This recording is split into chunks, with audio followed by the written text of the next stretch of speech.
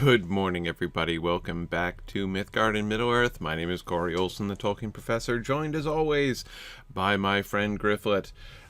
Okay, so I am excited to be back today. Today is the first Gryfflet back for what should be, a pretty long haul. I won't be able to do Gryfflet on Thanksgiving weekend, but apart from that, I think we're clear until Christmas. Amazing. Amazing.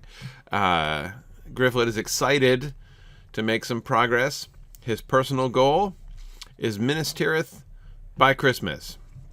He wants to get to Minas Tirith by Christmas so that he can plan to spend all of 2023 in Minas Tirith. That's the goal. That's the goal. Hang on. Yes, Kendall, let me talk about that in a minute. I'm going to talk to Angbor first. By the way, this is a really funny thing. Just this whole business right here. Like, I'm meeting Angbor, and he's just, like, standing on his own, right? Like, this is the lord of the whole region, and he's, like, sneaking up. We're having a little, it's like we're having a conspiratorial chat in an alley or something, right? Like, meet me outside the gates. And then here's Lord Angbor lurking outside, the gates of Tumladen. It's a little odd. But anyway, it's okay. You're in burglarious company, Angbor. Uh-oh. Locked up there. Okay, phew. All right. Sworn to secrecy. Aragorn is... Oh, the Lady Terenis. Yeah. Okay. Aragorn has told me much of Lady Terenis, though she was much younger when last they knew each other. Even then, she had a keen wit about her, and when that failed, a decidedly sharp tongue. You say she noticed the ships as they sailed, as he expected. And he will see that she learns of the fate of Pelargir before her curiosity drives these people into a misplaced fervor. Yeah, exactly. I was kind of thinking that. The true challenge for her, I suspect, will be keeping such knowledge to herself. As it is with you and I, she too shall be bound by an oath to Aragorn, an oath to a king. Ho-ho. We shall go to her in her hall and speak of this when you are ready. Let us be done with this errand, Gryfflet, for 4,000 men should not wait upon the meddling of nosy folk, even if they are kin of the steward. Okay. Ooh, we're gonna get a talking to Denethor's sister instance. Love it. Okay. Excellent. And then what does he want me to do? Oh, defeat Haradrim. That may or may not be near the Crossings of the Erui. That's what the other quest was. But so let's take care of Tumladen first here. Okay, Angbor. Let us ease the lady's curiosity, shall we? Okay. Let's go. Sent by Aragorn himself, Lord Angbor the Fearless has come to Tumladen, bearing news of the victory at Pelargir for Lady Terenis, as well as tidings that might assuage her fears of her brother's fate. Okay. Excellent. All right, Angbor. Let's do this. There's naught but ill omens these days. Yes, let us be done with this errand. Okay. I love purely plot-based instances. Only for my king do I do this. Oh man, he's going into the fire, people. This is Angbor the Fearless facing his greatest fear. Conversation with Lady Terenis. He has faced armies of the undead. He has faced invading forces. I've come bearing a missive. For your eyes alone, it should be put an end to your curiosity and your foolish threats against Gryfflet. There is no need for all this posturing, Angbor. If you will tell me what I wish to know, I shall not stand in your way. All right. Come, both of you, join me by the fire. Oh boy, this is going from bad to worse, Angbor. Can you handle it? And some wonder why I chose the life of a warrior, not a diplomat. I know. It's a big ask, Angbor. We have to go stand near the fire with Lady Terenis. Who knows what is in the offing here? Okay. It is interesting that you have gone so far out of your way to visit Tumladen. Indeed it is, but I would not ignore the command of my captain and my king. Oh, he drops the K word. You see, the man you once knew as Thorongil has returned to Gondor, and in his wake there is a force unlike any I have ever imagined." "Thorongil, it cannot be! He was a man in my youth! Would not he have grown old after so many years?" "His age is absent in his face, but it is he, Aragorn as he is now known. Only he could have won such a victory at Pelargir." "I knew it! I knew victory had been won! You must tell me of it, Angbor." "Aragorn has bidden me to tell you of this, that it may ease your mind and give you hope for the fate of the White City." "Hope," to the sister of Denethor, "but you must swear an oath to never speak of these truths, just as Gryfflet and I have." "If Thorongil has bidden it, I shall obey. I swear upon the lives of my sons and my brother that I shall never speak of this again." "Interesting. I shall hold you to your word, my lady, for the fate of Gondor may rest on it. Very well. I was fighting at Linhir against the Corsairs and Southrons, and a wave of dread passed over all that battled." Loving the account from Angbor. "I stood firm, unwilling to abandon the city to the enemy, but the others, they fled. All of them, my men, the Southrons and the Corsairs, and then I saw it, the banner of a king and the vast, terrifying force that followed him. There were men, yes, but the forms of the dead walked amongst them, and fought alongside their captain. Well, there were a few men. When he lifted his helmet, I knew his face at once. Thorongil had returned, and I swore myself to his service at once. Onward we fought into the east, until we reached Pelargir. The Corsairs held it entirely, and would not have been removed if not for him. The dead swept over the entire Corsair force and drove them into the great river. For that deed he freed the dead from their curse, and now sails upriver to the White City on the Corsairs' empty ships. The enemy knows not of his plan, and they must not learn of it until it is too late." Good retelling, Angbor. This is beyond belief, and yet I hear truth in your voice. Well, this is going very well. I shall not endanger my brother or Thorongil, I swear it. I trust that you will not, Terenis. I cannot delay any longer, my lady. I must return to my men before any more time is lost. Angbor. Thank you. Oh, man. Sounds like that cost her something. Do not thank me yet. Remain here for a time, Gryfflet. The lady and I shall have need of you. The lady shall have need of you. Of this I am certain. Okay. Okay. All right, Angbor. That was good, Angbor. You did a bang-up job. I know we have had disagreements, but you will honor Angbor's charge, won't you? I hope I did not make you wish to leave too soon. I fear for the people of Lebanon, and your aid could prove invaluable. Oh, man, you've got more errands for me before I go? I think you do.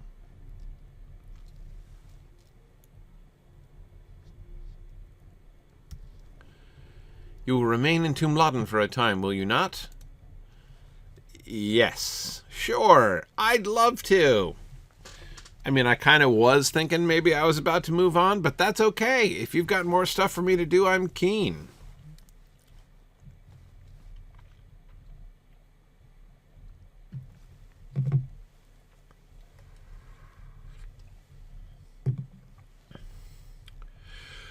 Whoa, Druid's Fire. The quest log is going to hold 10 quests now? Oh, man. That is phenomenal. That is phenomenal.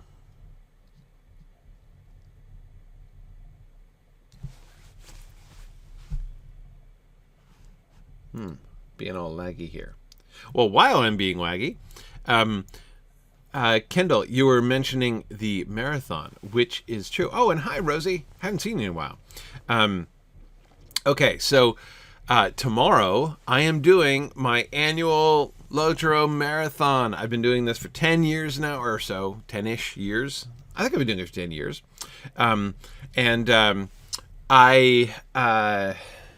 Anyway, yes, I'm going to do my marathon tomorrow. I'm going to go back to Gryfflet, whom I've left in Mordor, of all places, for like more than a year now.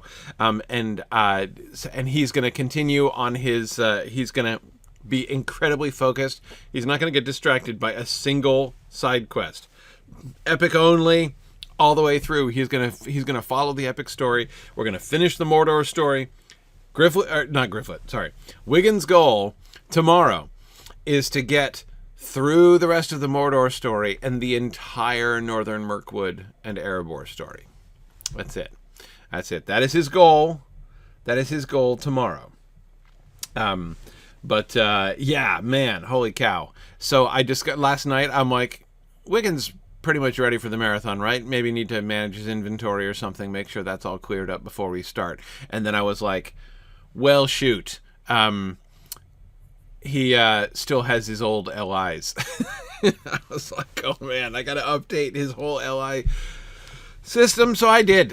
He did. He got his new LIs. Oh man, that is not good. That is not good at all. Hang on a second. Let's see what we can do here.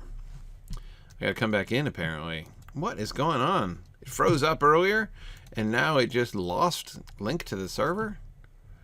I don't even remember last time that happened. Sorry, fixing things here.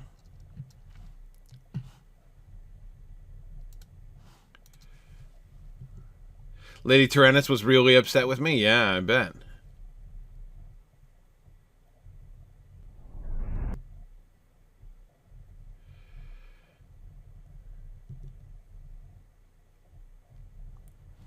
Yeah, let's see. How far exactly did Wigan get through? He got most of the way through the main quest line in Mordor.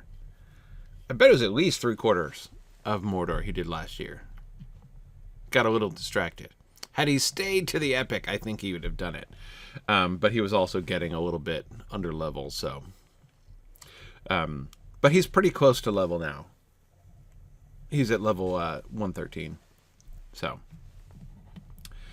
We'll see. Yeah, I got a little distracted in Lingris last year. Okay, so... Okay, good. Talk to Lady Terenis. Good, good.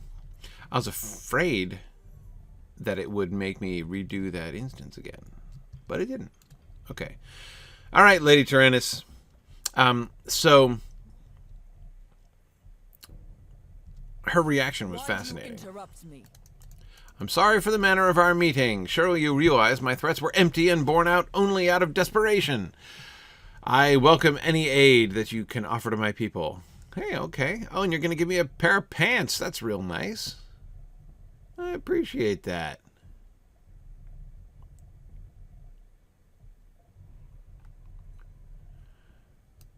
Yeah. Trousers of the 5 rivers. What could be better? Let's see. Of the 5 rivers. Do I have of the 5 rivers gear? What's my current... First of all, is it an upgrade? No. But, cosmetically speaking, what do we got? I've got of the Great Shore helmet. Of the valleys. Boy, I'm all over the place. I've been doing everything. How do I not have full sets? I got of the valley shoulders. I've got on my Starlight cloak, right? I've got of the Great Shore jacket. I've got, oh, my cooler gauntlets. I've got Great Shore trousers. So I'm mostly Great Shore. And a couple nothing things. Okay, fine. Well, I don't think I'll be able to see. But of the 5 rivers, that seems newer. So let's upgrade. Oh, yeah. Boy, big step forward, cosmetically speaking. All right. I always like to dress local, you know. A nice full set of the 5 rivers things would be just the thing for Gryfflet to have at Christmas before he gets to Minas Tirith. Lebanon can wait. Cosmetics are everything. I know, right? Well, look, again, I'm dressing locally. This is important. It'll keep, you know, crotchety sisters of more crotchety stewards from, you know, thinking I'm just a stranger. Okay. All right. I speak for these folk. If you wish to remain here, you must heed my words. No, I understand. Totally respect you now. All right. No word from Minas Tirith. What is the meaning of this? You know well of my interest in the war. Well, yeah. However, I am particularly curious about the affairs of my brother Denethor and my sons in Minas Tirith. My sons have sent me many letters here in Tumladen, but as soon as all these folk arrived, the letters stopped. I do not know if some terrible fate befell one of Minas Tirith's couriers upon the field, or if the war has reached the city so soon. My sister, Nay, the men of Lasarnak saw a courier cross the Erui, but he has not arrived since. Search the roads of Tumladen and tell me if the courier still rides for Tumladen. Okay. All right, we will find news. We will find news.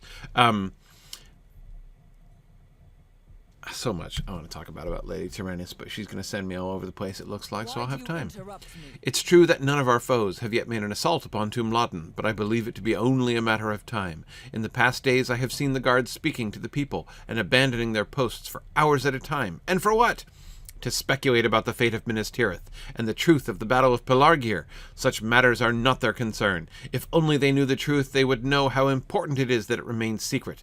I've a mind to scold them for their foolishness. But instead I leave this matter to you. Okay, I meant to scold them on your behalf. All right, vicarious scolding, that's a good quest. I have heard reports of the Haradrim scouting their way up the hill toward the beacon Minlos, and I worry for the folk of Arnach.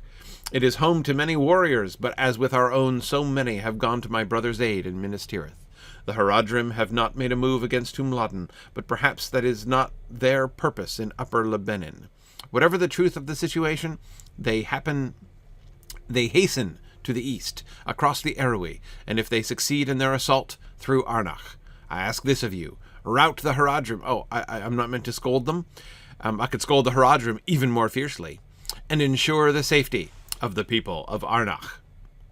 Okay, well, that's a lot to accomplish by killing 8 dudes, but I am happy to turn the tide. Okay.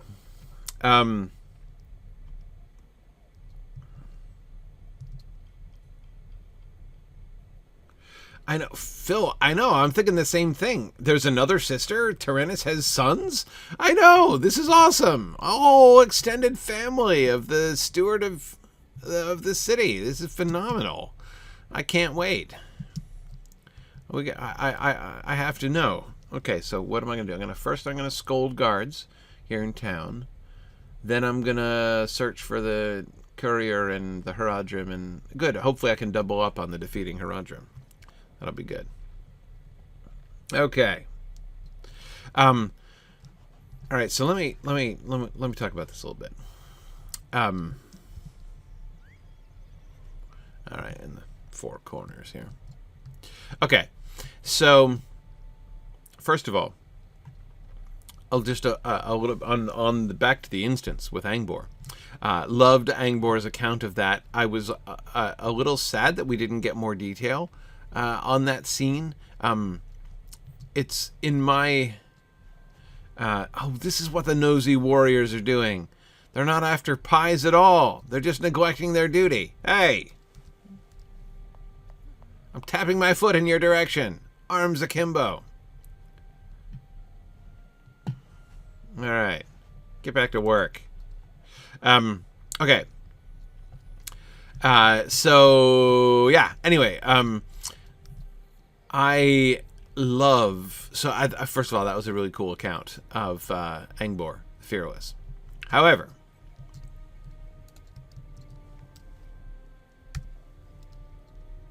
I'm scolding you from horseback, dude.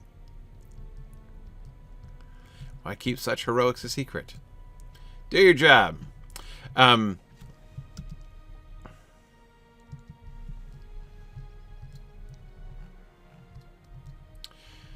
Okay.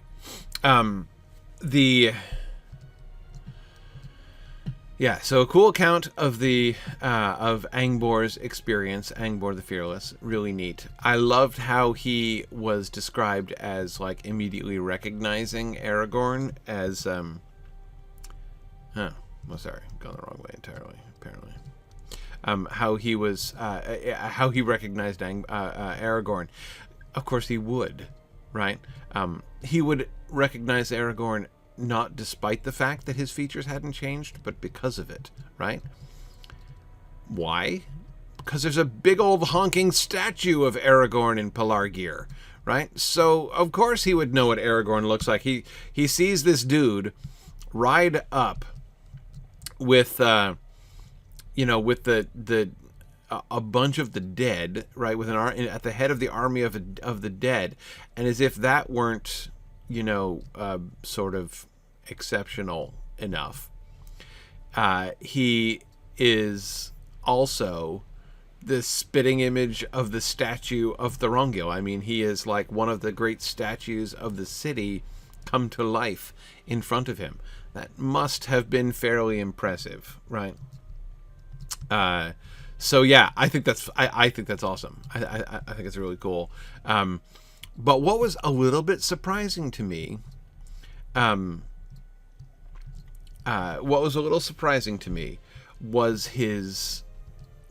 Lady Terenis' response.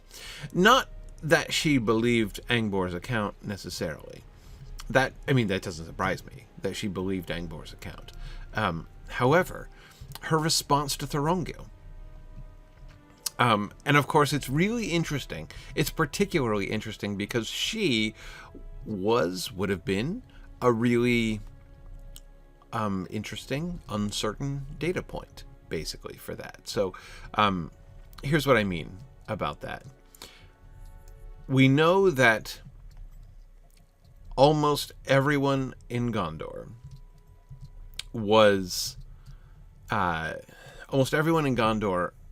loved and really, really appreciated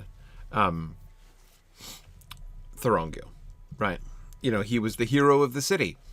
In fact, so much so that he had become the rival of Denethor. Denethor was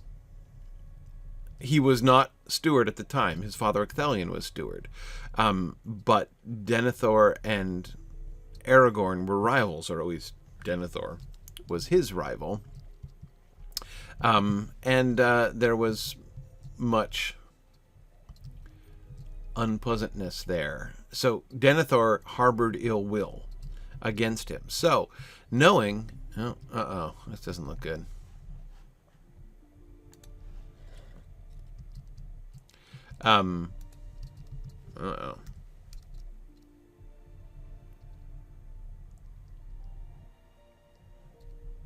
There is both a smudged and a sealed letter and a tattered note. Paperwork all over the place. All right. I'm picking up letters. Yeah.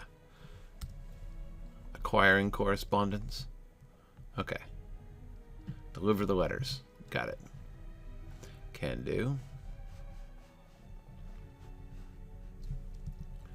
How close am I? I'm pretty close. I'm just going to keep going. Up north here. Oh man, it looks like I might not be able to double up my Haradrim.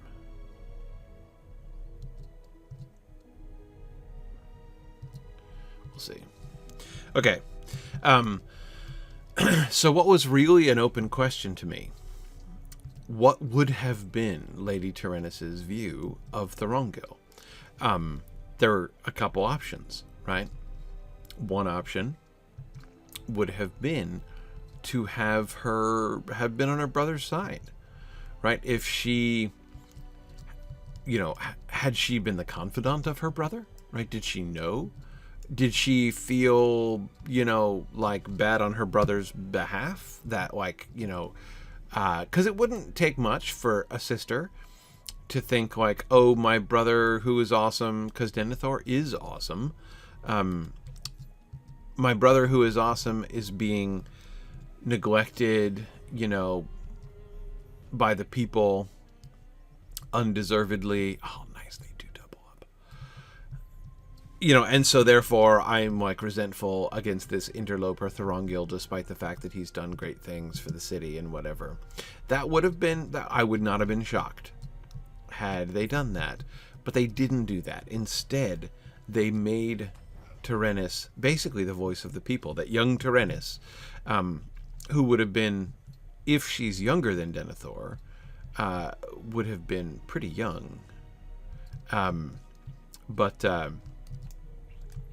Anyway, they went the other direction with her. Instead of making her, sympathetic to her brother, they made her like the voice of the people, basically. because an eyewitness, right? Someone who remembers the Thorongil days. And that's awesome. I really like that. I really appreciate that. Yeah, she's his older sister. Okay. Yeah, but still. And that also, notice that they've also done an interesting piece of character development for Denethor in that move, right? You know, and I don't mean they're suggesting like, see, not even his sister likes him. It's not that, but rather that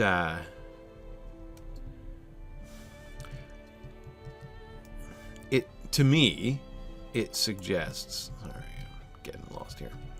To me, it suggests that Denethor's, it casts a light upon Denethor's frame of mind and attitude during the Thorongil days. That he was alone. That nobody else even thought there was cause for, like, not only was he in the very distinct minority as far as hating Thorongil was concerned, but it makes something almost like furtive, you know. Oh, he turns around at the last second. Secretive about that, you know what I mean? It just shows that he is. It seems that the rivalry between himself and Thorongil was like completely in his own mind. If you see what I mean by that. Not even someone who knew and obviously cares about him. Not even somebody in that position felt the same way. Felt that he was a rival. Felt that Denethor was being lessened by Thorongil's triumphs. Lady Terenis, Denethor's elder sister, feels about Thorongil exactly the same that everyone does, and clearly doesn't have any sense. I mean, if she had had even any knowledge or suspicion of her brother's feelings, she would have at least felt something like, well, you know, like, this is going to be tough on my brother, right? When you know, he had a hard enough time, you know, with Thorongil last time, and if now he's going to come back and claim the kingship, man, this could be a rough emotional time for my brother. Right? I mean, there's no acknowledgement of any of that, which leads me to believe that Terenis was totally unaware of it at the time, that Denethor kept it to himself. It seems that the only other person, as far as we can tell, who was cognizant of that rivalry, was sensitive to it, was Aragorn himself. Presumably as he was the one who is the recipient of the dirty looks. Okay, Othor. The lady sent you, didn't she? Indeed, you have come at a fortuitous time. Oh yeah, I guess I did. I guess she did.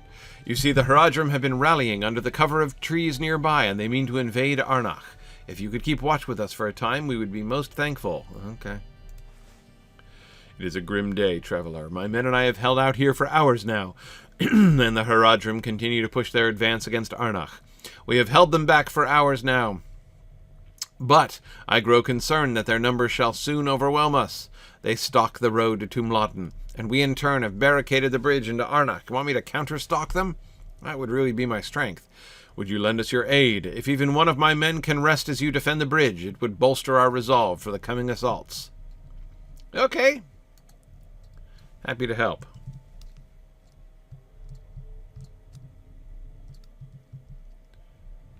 Okay, so I talked to you, which is what my quest is still prompting me to do. So what happens?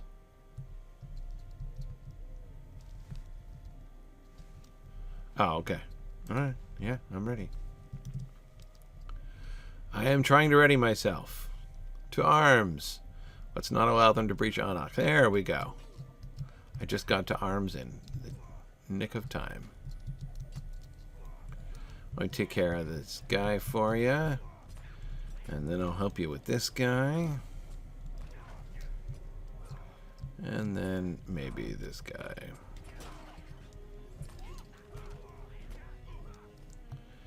Okay. I don't know. It's stealth up again. They're not giving up easily. No, they're not. Oh, here we come over the hill. Why? Well, are you guys ceding them the upper ground for the higher ground for like a reason? Hi there, scouts. Yeah, I really no, you really can't be allowed to do that.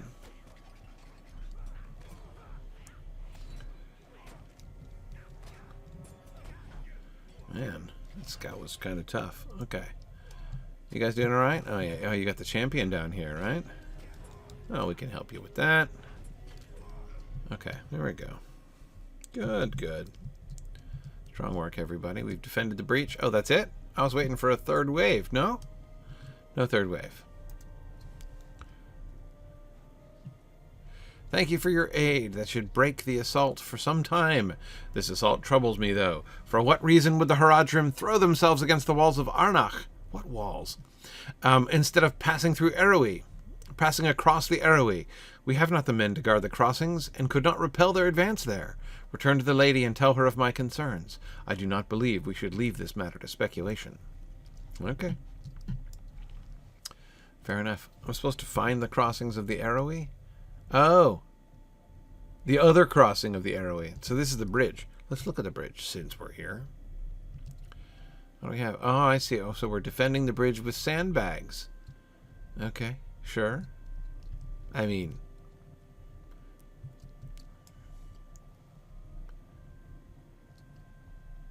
Oh, that's very nice. Is that Tumladen? That is Tumladen. No, it's not Tumladen. I'm not looking at all in the direction of Tumladen. What am I looking in the direction of? Imloth Melui. Okay. Awesome. Awesome. So excited to get to Lasarnach.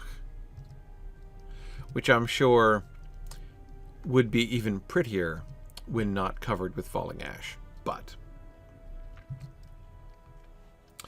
okay. Right. So I'm going to head down to the other one now. Oh, Thor. I'll pass along your concerns. You know what happened here? Did I... Oh, did I... Oh, I got it. Yeah. I've scouted the beacons. Oh. Okay. So it was a exploration deed?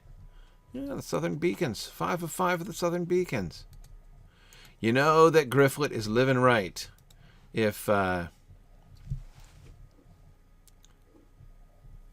he's fulfilling explorer deeds just kind of accidentally. Okay, what do we have here? Let's see. Only 2 of 6 strongholds of hope? Oh yeah, I still got more to go. I'll be getting there. The 5 sisters. I'm still missing the 5 sisters? That's not good. The quests of Upper Lebanon. Yeah, well, if I don't finish that one, I'm really living wrong. Okay. That's fine. Like, technically, Gryfflet should come pretty close to finishing all of those deeds, except the Slayer deeds. He's not going to finish the Slayer deeds, as I'm actually attempting to minimize the slaying that I'm doing. Okay. All right.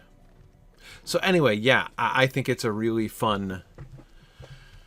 Love the characterization of Lady Terenis. It raises all of these really cool characters, like both historical and present characterization issues, not only for herself, but for Denethor. And I think that's awesome.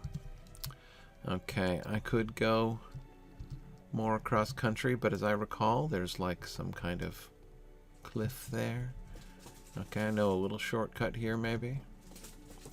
All right. Cool. I apologize I'm being visited by a puppy, apparently, who is very fiercely playing with toys underneath the desk right now. Just, if you hear strange rustling noises in the background, that is the cause of the strange rustling noises. We'll see if Pixie wants to pop up and say hi at some point.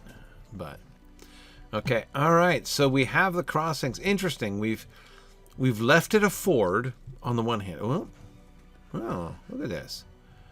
Held by the enemy, huh? Hang on. Let me go a little ways back. Let me dismount. And let me stealth up and approach this on foot.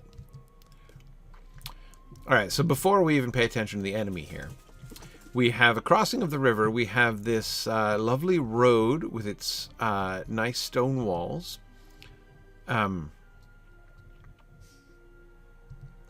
Coming up to the end, but then we've left it a ford. We've built huge statues. What's going on here? I have dread? Risen armor? What?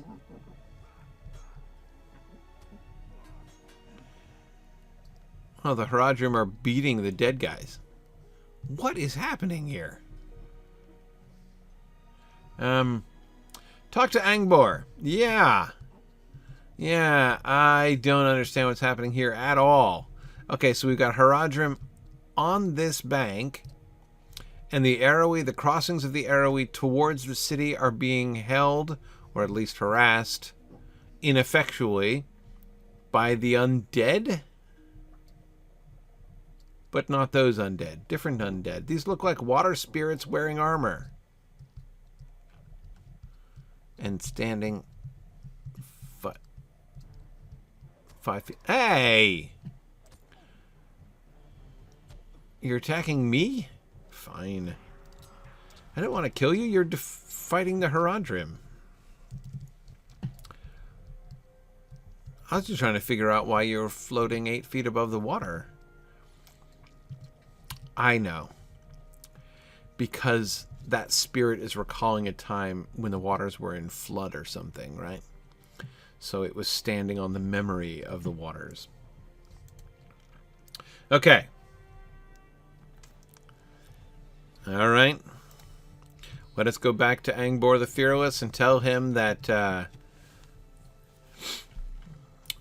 the issues with the undead are not over. They don't seem exactly to be friendlies, but they are fighting the Haradrim. Okay. So let's see where we do here. Okay, so anyway, as I was mentioning, I should give you more details about my Lotro Marathon tomorrow, because my Lotro Marathon is always a lot of fun. I'm going to be doing giveaways all day. Standing Stone has very generously given me a whole bunch of catch-up bundles to give away. So there's for folks who are newer or who don't have the latest expansions yet. Wait a second, where'd he go? On a small hill west of the Crossings of Erui. Oh, great! So he's not even back where I thought he was. He's just like actually going to be standing on a random hill. Yeah, I should probably actually look at my quest arrows. Anyway, yeah. So the bundles that I'm giving away will be they include like all of the previous expansions up through and including Gundabad. So for new players, it's a great way to catch up to the game. And then, but even for recurring players, that's not the right thing. Anyway, continuing players, established players, it's wait, oh, that's a deer. That's not Angbor. Oh, there he is, hiding in the bushes. Okay. Anyhow, there are lots of other things in this pack. There's like, oh man, I don't have it in front of me right now. Lots of things. There's like deed accelerators and slayer accelerators and XP things and all kinds of like booster packs and stuff. So anyway, I'm going to be giving away bunches of these throughout the day during my marathon.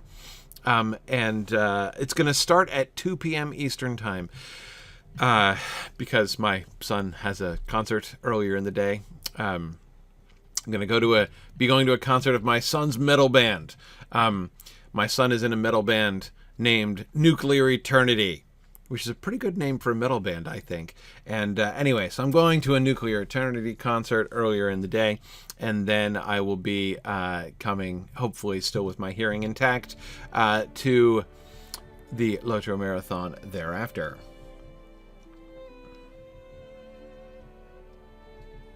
There we go. Druid's Fire just posted what's in the bundle. Yeah, lots of stuff. The Steed of Bree, Crafting Carryall, XP boost, 200% XP boosts. Oh man. What does he play? Drums. He's a drummer. Very good, my friend. Okay, you have disrupted the preparations of the Haradrim, and my men will be able to cross the Erui without fear of Southron fortifications. What? I didn't do anything. I just scouted them. Oh, I killed the other 8 dudes.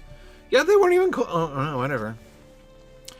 Okay, right. Well, without fear of fortifications, no. There are no fortifications. That's true. Even a force of 4,000 can suffer many losses when attacking a much smaller force, provided the smaller force has time to prepare. Okay, well, you're right. They're not prepared. Your 4,000 men won't have any problem, but, like, did I mention about the water spirits? Because, like, that's weird. Let us go to the meeting of the You're just not going to acknowledge it, Angbor. You're, like, not interested.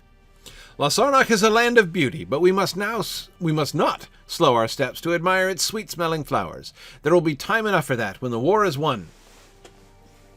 We must go to Minas Tirith. Sorry, looking around for puppies.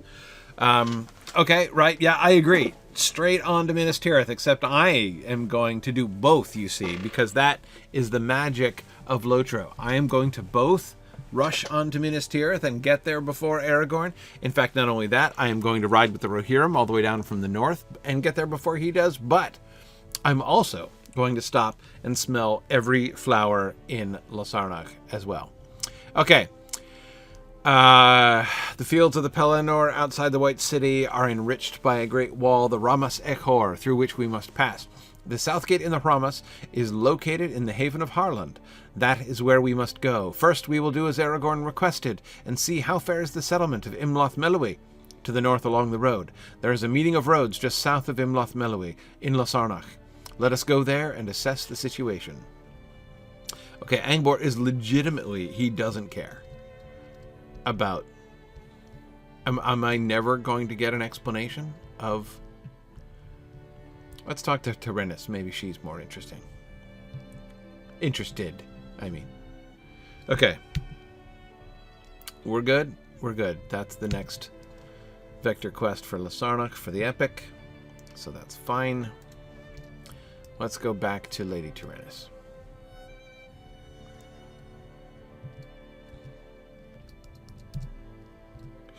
Oh, yeah, Tomas. So, I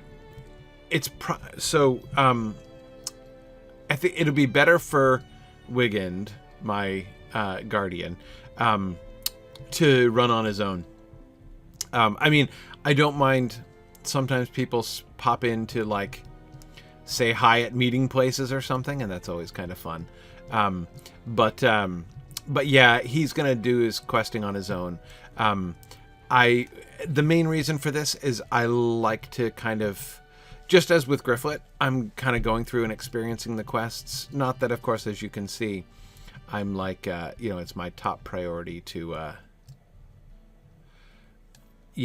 like, slay everybody and all that kind of thing. But I do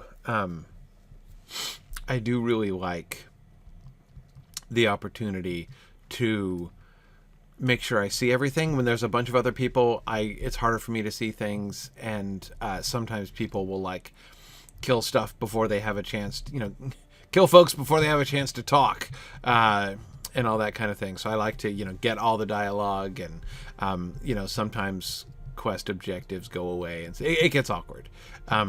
So yeah, it's best for him to run on his own for this time.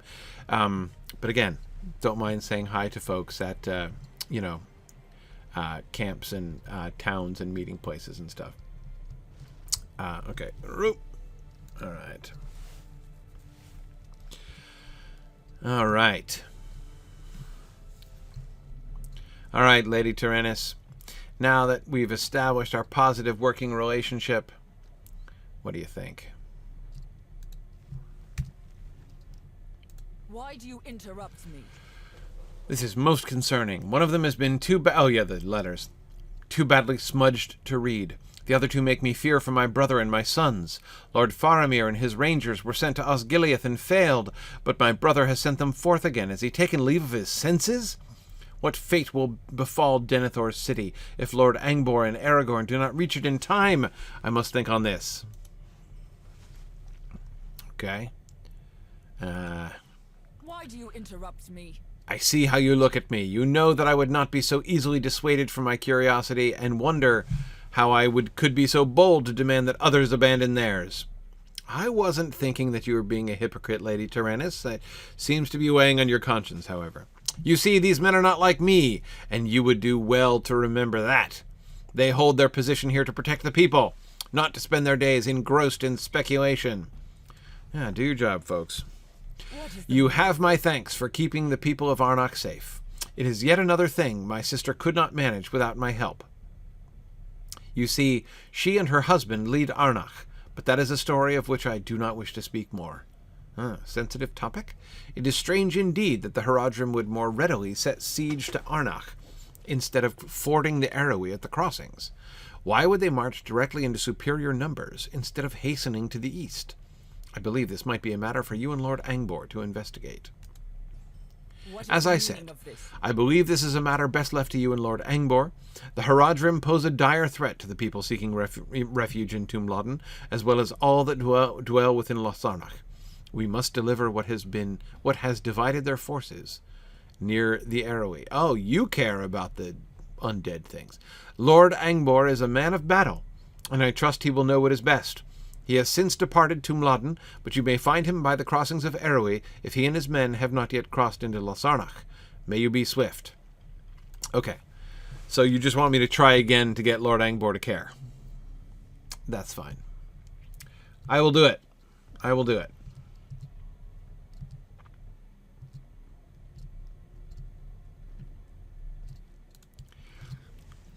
Denethor hasn't taken leave of his senses yet.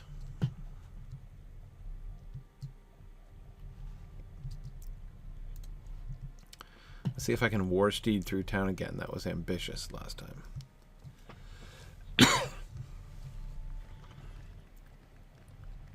They buffed Guardians? Nice.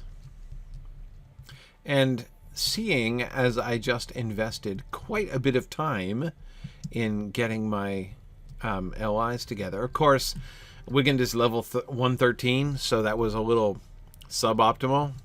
It would have been a little bit nicer to do had he been level 116 instead of spending all of my ancient script on level 106 stuff at level 113, but what you going to do? I didn't want to, I certainly didn't want to interrupt the marathon by, being all like, and now let us spend the next 2 hours of the marathon going and remembering how to do LI stuff. Man, Druid's Fire was very helpful. She was walking me through. This is only the second time I'd done that process, but I may upgrade, though. I have enough ancient script left over, I think, that I might be able to do some upgrades when I do hit level 116.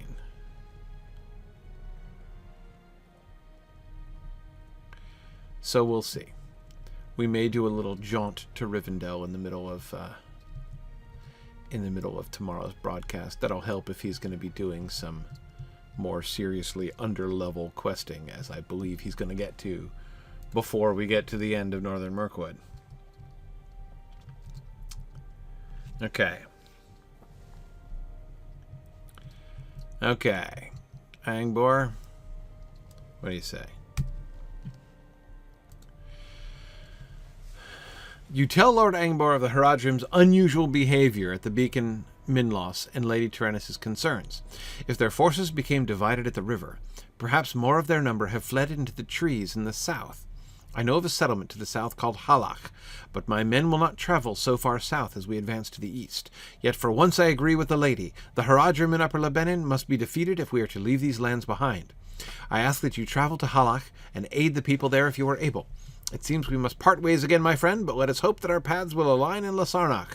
Answer, no, he doesn't care about the fighting suits of armor and the water spirits in the ford. Don't say I didn't warn you.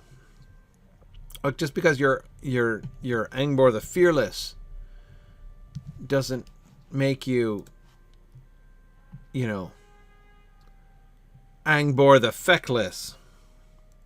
Ooh, sick burn. Well, fine. It's all good. We'll head down to... I was figuring that place on the map would be a place I'd end up. So we'll head down here, and because I think this is, yeah, it's the last place on the map I haven't been. So this should be, I would think, my last set of quests.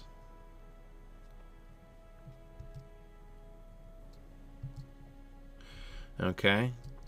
Got two wolves huddling together in fear because they're surrounded by so many of the deer of southern Gondor. No doubt. Who is stalking whom, I wonder? Well, do these people actually need help? It seems possible that their city is on fire. There might be a thing... Oh dear, corpses. But look! They're Corsair corpses. You can tell by their fetching cummerbunds. Yeah, Halach is not looking great. Looks like the good guys won, though. Okay, guys, as you were.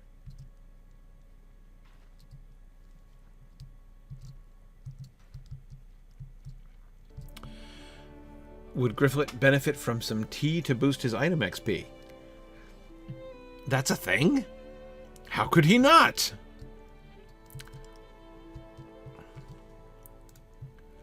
Okay. Glassiel. I seriously had never even heard of that. Few come willingly to Halach these days, traveler. The Haradrim seek to oust us from our homes, but they shall not succeed. Not while I or the rest of the folk that remain draw breath. Okay, so this lady is like the leader of the defense? Awesome. If you will help us, we would be honored to count a burglar among our number. I get to be an honorary member of the town? Okay, Glassiel. Are you looking out for these guys? Look at this. You got people... Oh, no! And there's a girl kicking her brother again. Man, what is it with it? Glassiel, why do you people let this go on? It's an epidemic in southern Gondor. Throughout Gondor, really. Right? An epidemic sweeping the nation. You know, child-on-child kicking incidents. What has become of our lords in the east, I wonder? You must forgive me, traveler, but I have much to do and little time in which to do it. Just today, we earned our fourth assault by the endured our fourth assault by the Haradrim in recent days, and we are growing worse for the wear. Many of our supplies were scattered in the rubble of the attack, and the goods we stored away on our boats must be recovered. There are others who yet remain, such as Iradon and Gorhir. They may require aid in their tasks as well. Have you seen Bereadir? I do have more yet to ask of you, but I cannot delay in my efforts any longer. When you have spoken to the others and gathered our supplies, I shall speak to you once more. Okay. All right. There are errands to do. You want me to gather the sack? It's right there. What am I supposed to do with it? Walk it the 6 feet over to you? Okay. I mean, I feel like you'd already collected that one, and that was like where I was supposed to put the rest in a pile or something. Except I picked that one up too. Iradon. Hey, good to see you, man. Yeah. Ooh, all right. If only there were more of us, I would take up arms against these vile men, but I fear that time has passed. It's too late for you to take up arms? If they attack again, it's totally not too late. We now hold out as best we can, but you might be able to stand against them. My folk and I have endured many assaults now, and I have done my best to learn of the ways of the Haradrim. With this knowledge, I hope to leave them crippled at the hands of an able warrior. I wonder, are you such a burglar? Well, it doesn't really sound like a burglarious situation, but I'm in. There's naught but ill omens these days. Even after so many attacks, we still know little of the plans of the Haradrim, aside from their slow advance across the Erui to the east. I have seen their captains, or however they are named among their people, bearing small missives during their assaults on Halach. Really? They aren't carrying little letters? Are they passing notes to each other during the battle? It's probably, not transgressive, but I do not know if these are letters they have seized from settlements. Are they reading your correspondence? Oh, they cannot be born! They have raised their orders from some unseen master, but I wish to know, for the good of all in Lebanon and beyond, for the security of the private correspondence of our citizens. We must know. You are a hale burglar, and can stand against the Haradrim. If you seek out their leaders near the banks of the Erui, you might be able to relieve them of these missives, shed some light on their designs for Gondor. After the Haradrim left Halach during one of their raids, I followed some of their forces at quite a distance, mind you. Hey, that was burglarious of you. I saw them encamped along the banks of the Erui, and a few among them had set to work on crafting crude bridge rafts. The crossings of Erui are wide indeed. What are you talking about? There's like 4 feet of water. But these men seem to be preparing the way for an invasion. If their forces could cross the entire southern span of the Erui, the people of Lebanon... Oh, I see. Down here the river is wide. Sure, okay. The people of Lebanon, Lasarnak, and even the White City would be indefensible. Okay, look, that's a little bit of an exaggeration. Minas Tirith is going to be defensible no matter what they do with their bridge rafts. But I hear you. It's a threat. We'll take care of it. Burn their bridge rafts. I love burning things. I haven't burned anything in a while. And slay the woodworkers who crafted them. Harsh. Before they can be used to any vile end. What vile end are they going to use the woodworkers to? Oh, man. Am I, protecting the virtue of the woodworkers also? How horrifying. Okay. Okay.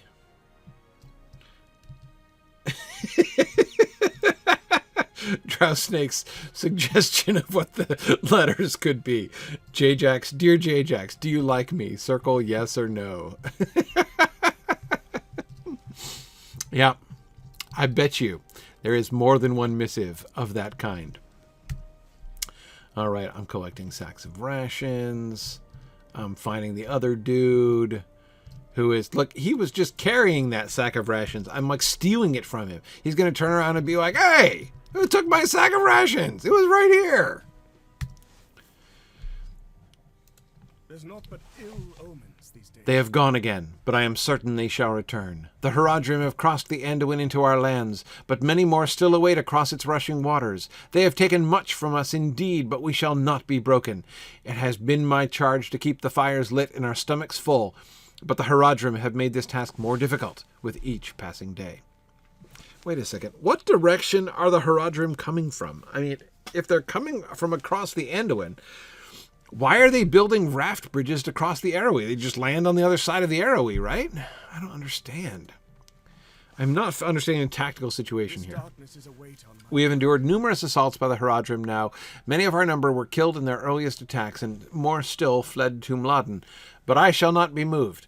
However, their archers are swift on their feet, and in the midst of the last assault they stole many goods of great import to us, including some food stores. Our people are determined, but we cannot maintain a defense if we are starved. If you can recover them from the archers, we shall be able to hold out for weeks to come. Okay. All right. All right. Hey, you're Weekashell. Great to meet you.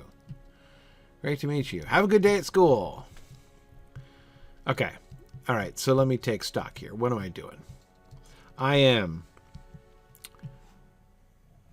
Okay, everything's not too far off. I'm doing sacks of rations, stolen goods, unload boats in the ruins of Halach. Okay.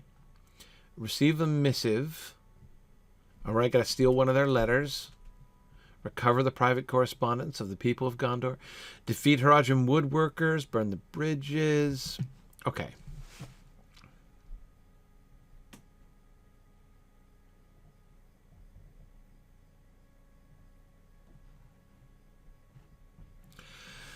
So this is the Anduin, and the Anduin continues here, and then this is the Erui coming down into the Anduin.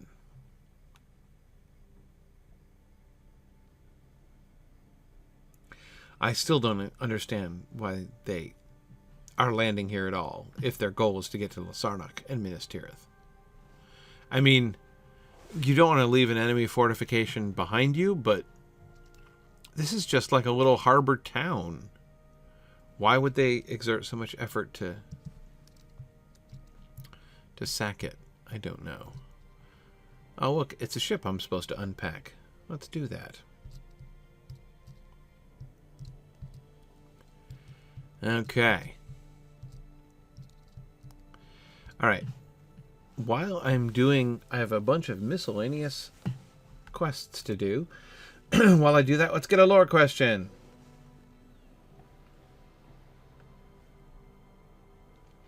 Okay, Katriana is asking a pronunciation question.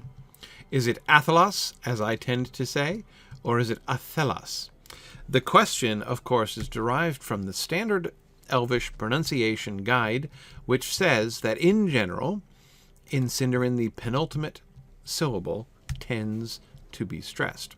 This is, of course, a guideline and not a rule. But where can we...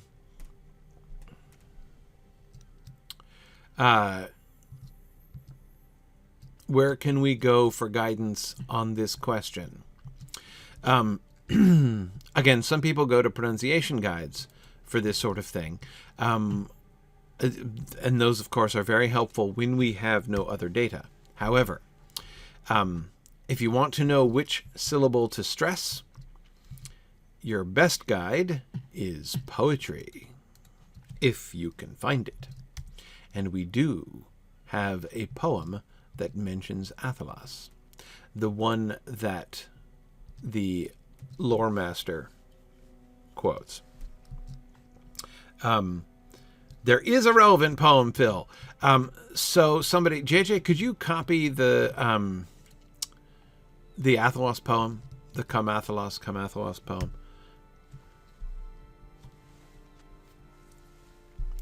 Exactly, Drowsnake. That is exactly how... Look at this. This guy was unloading the supplies, and I just unloaded them right from under him. Again, he's going to be like, hey!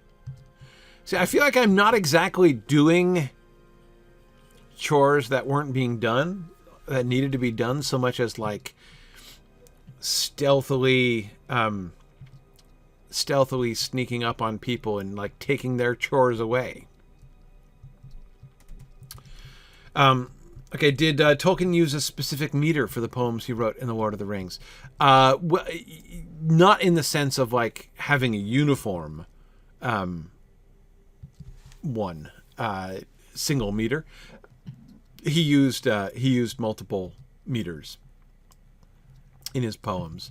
So anyway, we can see, you know, many different meters that he uses, but there are definitely trends and patterns that he uses. Okay, thank you, JJ. So it goes. Hang on, let me talk to Glassiel. Then we'll talk about the poem. What has become of our lords in the Iradan and Gorhir are good men, but they are not warriors. Yeah, I noticed. I trust they were interested in your aid as well. As for me, I have seen the strangest of things in recent days, things that no mortal man could accomplish. Could it belie the true might of our forces? Tell me more. Whoa, that's more, all right. I have something to ask of you. Few others have heard me on this matter, but you seem the kind to heed the tales of strangers. In my youth, we're hearing stories of her childhood. This is fantastic. I often traveled the lands of Lebanon and spent much time upon the banks of its rivers. Did you meet someone? A woman? By the banks of the river? Do tell. I knew well of the legends of our people, as did all other children of Lebanon, but that was not the reason for my wandering. My father had taken ill in summer, and the disease claimed him by spring. My mother went silent for a year's time, and all looked upon me as a child of madness and misfortune. My only respite was in walking the banks of the 5 rivers, and so I went. The Erui was nearest to my home, and it, too, knew well of tragedy and death. It was there that King Eldakar slew the usurper long ago, but many others fell and bloodied its shallows before the battle came to an end. It is said that the last of the 5 sisters, the lone lady of Erui, once looked upon our people with fondness, but the horrors that occurred in her waters led her to spirit herself away. It may seem a different tale from my own, but I have not yet reached its ending. You see, I sat near the falls at the crossings one day, and was overcome by the sadness of my family's fate. As I dried my tears, I saw something that has not left my mind in all my years. I saw the image of a woman's face gazing upon me from behind the falls. I dashed into the water and called out, but as soon as I drew close to the falls, the face had gone. To this day, I know the lone lady appeared before me, and ever since I have held close my belief in the sisters. The Haradrim do not respect our lands or rivers as we do, and they do not know to fear the ire of the 5 sisters. The lone lady should not again suffer the blood of men in her waters, and I ask that you seek her out at the crossings as I once did. May she watch over Lebanon and keep us from the evils of war.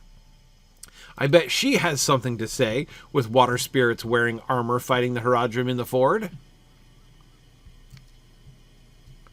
Okay. Oh, that's okay, JJ. I'm keen to figure out the line breaks, but it's all good. Okay. Let us return to the poem. How do I get out? I'm lost. I'll turn left at the corpses, not right. Okay. Gotcha. All right, so I'm going to totally do that, and that's going to be awesome. But first, I'm going to finish up down here. So, Thieves of Harad and Preparing the Way. Yeah, I got to find some bridge rafts and set them on fire. I've got to find some archers and sneak up on them. Counter sneak, because they were sneaky. Okay. Meantime, when the black breath blows and death's shadow grows and all lights pass, come Athelas, light to the dying and the king's hand lying. Okay. The first thing to do is to look. We have got the first 3 lines to guide us. Now, this is an unusual poem. This is a little subgenre of poems in the Lord of the Rings that I think of as verses of lore. We get many examples of this. Poems that are created explicitly for mnemonic purposes, basically. Of course, the most famous poem in the Lord of the Rings is an example of these. Hey, a treasure catch! Boy, that's like even cooler. Oh, no, it's just a deed. I was going to say, boy, if I could bring home treasure, wouldn't they be pleased? Maybe not, because they couldn't eat it right away, but... okay, so as I said, the most famous poem in The Lord of the Rings is a rhyme of lore, of course, right? The Ring poem itself is, of course, a very famous rhyme of lore.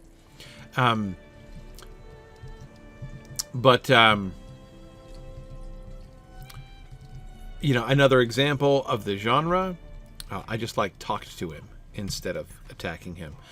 Now is not the time for peaceable approaches, Gryfflet. You need to recover stolen goods, of which you're getting none. What is going on here? Oh. Yeah, no, they should. Did they just... Oh, I've got to loot the corpses. Got to loot the corpses. That explains it. Which means I gotta go back to the other archer corpse.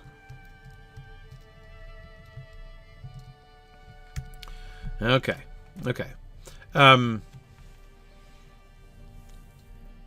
There we go. Right. Okay. So the first job is to get the rhythm in our head. There's yeah. Well, let's see. Okay.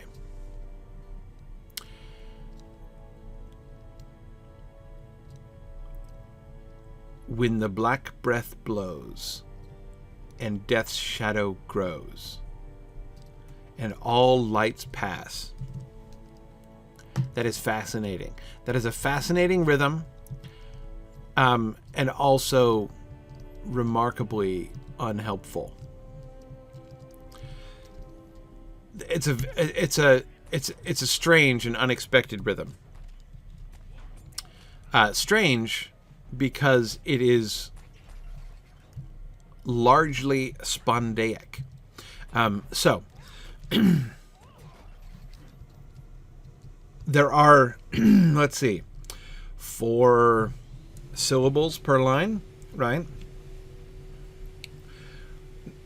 Well, 5 in the first line, when the black breath blows, and death's shadow grows, another 5, and all lights pass, 4. Come athelas, life to the dying in the king's hand lying, 5 or 6. Okay. Hey, you look tuckered out. Why don't you take a rest? There we go. I'm going to set fire to your bridge. All right. Okay. Yeah, so we get lots of alliteration, which is clearly one of the main forces of this verse, right? When the black breath blows.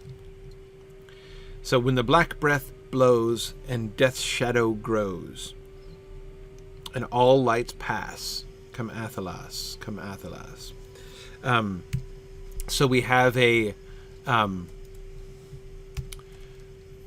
a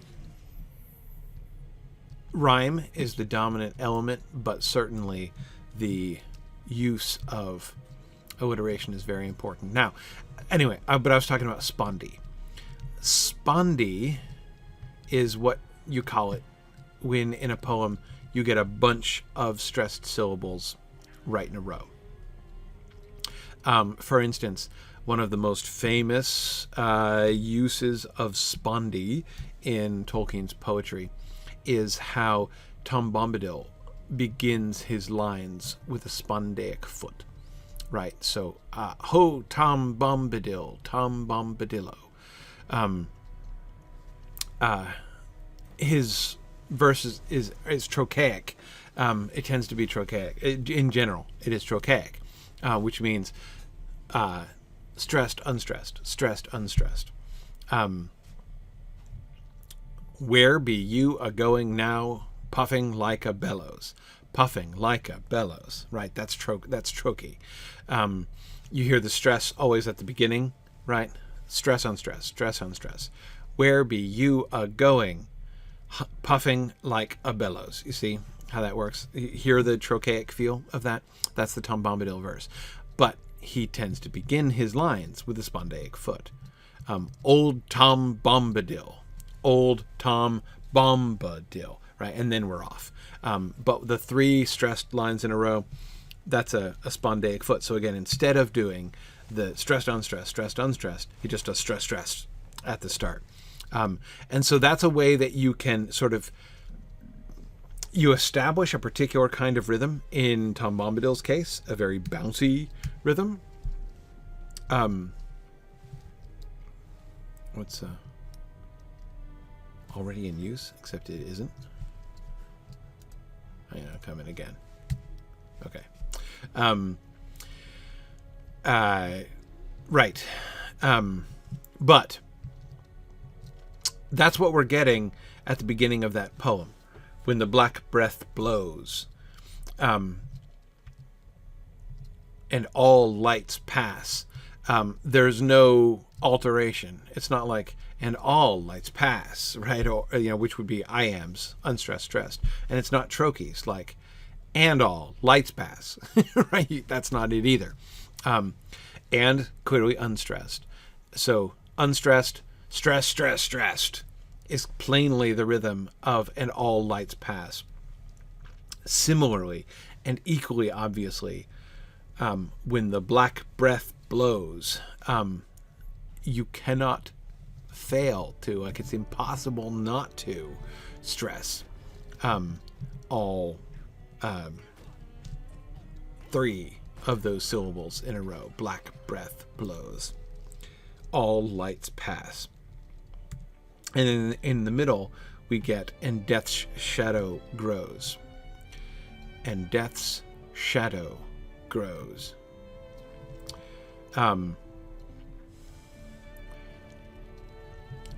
Apart from the fact that shadow is a two, so like the second syllable of shadow is sort of an exception. It's sort of an exception there. That is, imagine if not for that, like the fact that there's a two-syllable word, sort of sneaked into that that line. It's the same pattern, right? And at the beginning, so you have the unstressed word at the beginning of the line, and death's shad grows, right? It feels the same. There is that extra syllable, and I'm not ignoring it. It introduces a variation. Instead of just the three totally kind of interrupted syllables in a row, you do get that other alternating symbol in there. But I don't think it establishes either an iambic or a trochaic feel. It's still that same spondaic feel. Bum bum bum bum. When just like in the first line, you get two unstressed syllables to start. So there are some variations, but the pattern seems pretty clear. Unstressed, stressed, stressed, stressed, right?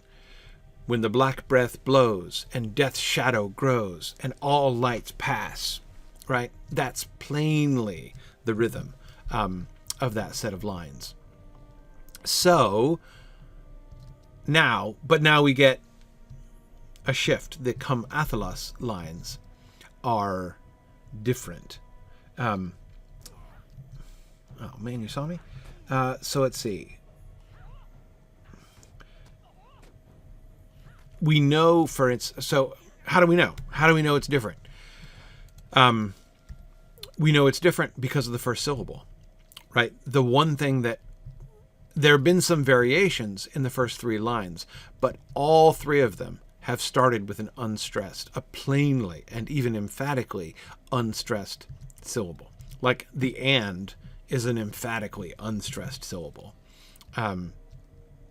It's extremely rare to have the word "and" stressed anywhere, which is why I say that that's emphatic. But anyway, but what do we get starting in line 4? Come is the first line. And that sounds like a stressed syllable. That's not the same as the "win" and right, that we get.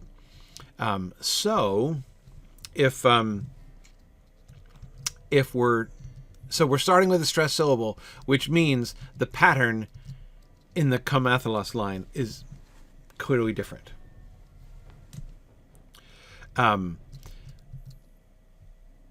But what have we been led to expect? What expectations have been established for our ears by the first three lines? The expectation that has been established is a spondaic sound, right?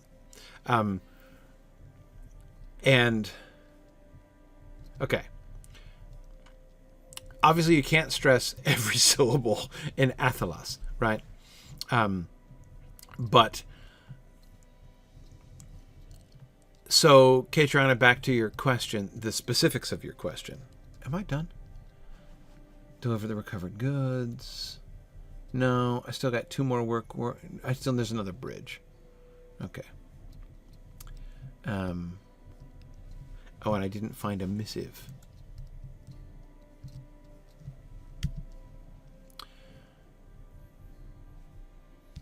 where are missives? Guiding blade? Orange? Where on earth is that? Oh, it's in the same place. Okay. I've been finding warlords. None of them have had any correspondence at all. That's all right. We'll keep looking. Okay. So, Catriona, you were asking, is the stress on the first syllable, athelos, or is it on the second syllable, athelos? Right? So let us insert that pronunciation into the poem and see what we think, right? If we say, come athelos, come athelos, come athelos. From one way of looking at it, it's actually a little bit tempting, right? Tempting, I say, because it creates an iambic line, right? Which is a little tempting. Iambic lines are very common in Tolkien's poetry. Did I find it? I did find a letter! Hooray! I can't see a thing through these reeds.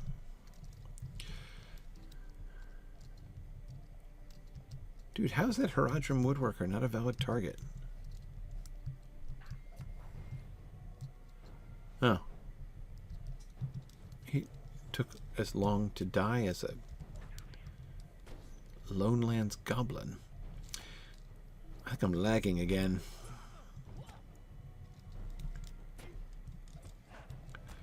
It's like me and this woodworker are taking tea breaks in our battle. Okay. Great. Now I think we're all done. Over here. Wait. What? Oh, I've got to read it. Okay, let's read it. Servants of Sauron the Great. Presumably this is not one of the private correspondence of the people of southern Gondor. Servants of Sauron the Great, the hour has come for our greatest triumph. The city of stars has fallen, and our advance awaits only on the darkness of dawn. Our force is vast and grows greater by the day. If you seek the spoils of victory and the favor of the great eye, you will travel at once to Osgiliath and rally with a Morgul host. The men of Gondor have lost all but the armor they bear, and so thin has it worn that none may stand in the path of our host and live. Well, that is confident and a little ominous. Okay. Deliver the missive. Deliver stuff. Okay. Should I go see the lady now? She's right there. I think I will. Okay. As I say, so come athelos. Come athelos. It's not iambic. Blah. It's trochaic. Come athelos. Come athelos. Except it doesn't have the trochaic feel, does it? One of the things sometimes... Sorry. Trying to figure out how to explain this. A trochaic feel. Let me explain what I mean by that. So, you've got a line of poetry, and it's alternating stress and unstressed syllables, right? How do you know? How do you know if it's iambic or trochaic, right? How can you tell, like, which? Because sometimes it's not clear. Like, for instance, you can have an iambic line which leaves off the unstressed syllable at the beginning. It's like a headless iambic line, right? And so the actual pattern of the syllables is stressed, unstressed, stressed, unstressed, stressed, unstressed. And you're like, well, that's trochee. Except it's totally not, because it doesn't feel trochaic at all. It has an iambic feel and not a trochaic feel. How can you, similar, you could do the other way around, you could totally start a trochaic line with an unstressed syllable, and it will look exactly like an iambic line, except people like me will be like, nah, that's totally trochaic. So, like, what does that even mean? It's about the patterns of the words. It's not just the syllables, like, abstractly speaking. It's about the way that they fit with the words. So, for instance, a trochaic feel, a line that is in trochee, will have a lot of monosyllables, and it will have a lot of two-syllable words with the stress on the first syllable. So again, to quote the line from Tom Bombadil that I was just quoting, "Where be you a-going, puffing like a bellows?" Notice all of the two-syllable words in that sentence have the stress at the beginning of the first syllable. Puffing, bellows, going, right? And then you've got those monosyllabic combinations. Where be you going, right? So you've got the going, right? Making it going keeps it trochaic. You going, you going, right? Totally trochaic feel. Puffing like a bellows. Hear how it's clearly a trochaic feel, stressed on stress, stressed on stress, and that's emphasized by the way the words fall in relationship to that. But there are some words that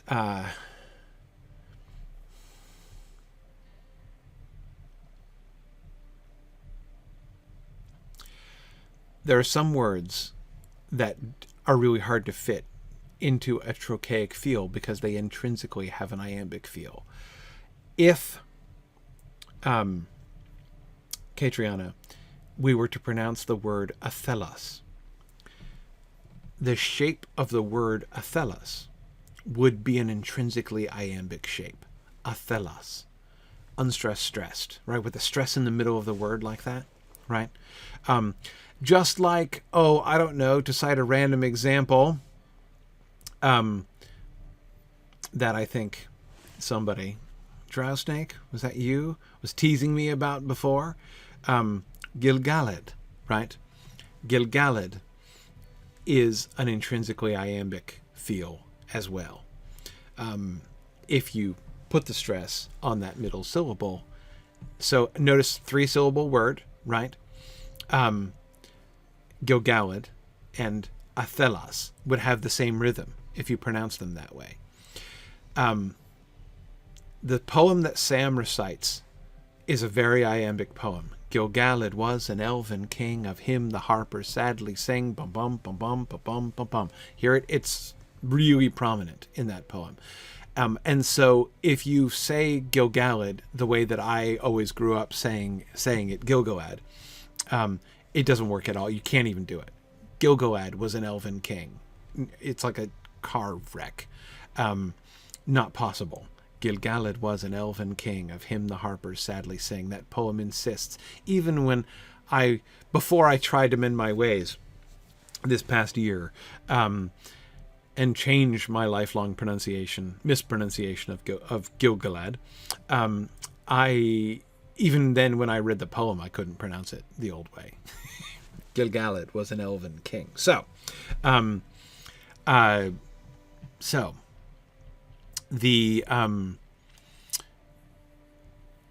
athelos in that is like Gilgalad, an intrinsically iambic word, and thus doesn't fit here.